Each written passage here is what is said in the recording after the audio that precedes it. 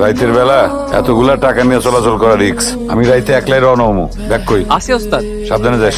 দেন ওস্তাদ।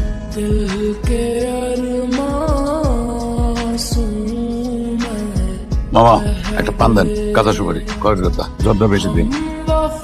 একটা পান দিয়েন তো আমারে, কাঁচা সুপারি, খয়ের আর জর্দাও দিয়েন। এই টাঙ্কি বুক কর। জি ওস্তাদ।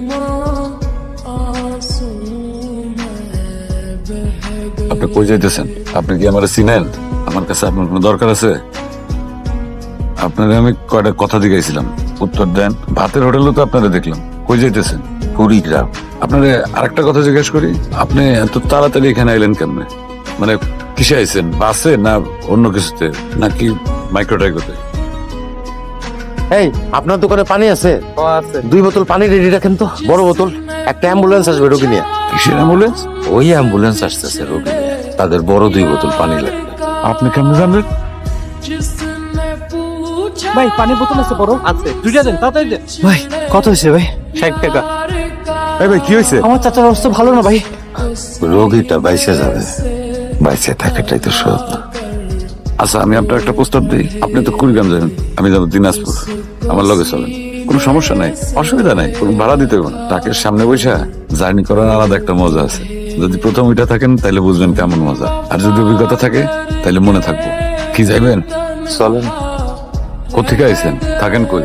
জি আমি ভবিষ্যৎ থেকে আসছি, 2033 সাল থেকে। আপনার কথা বুঝলাম না, কোথেকে আইছেন কইলেন? এইটা কত সাল?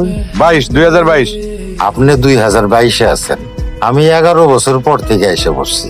আমার কথা মনে হয় আপনার বিশ্বাস করতে কষ্ট হচ্ছে। কষ্ট হওয়ার মতোই তো কথা কইতেছেন।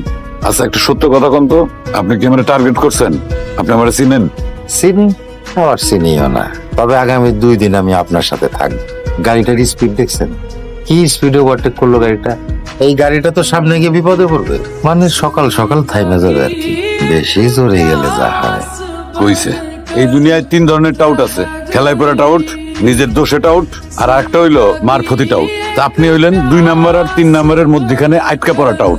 আপনার কথার মধ্যে গাপলা আছে, চরম গাপলা।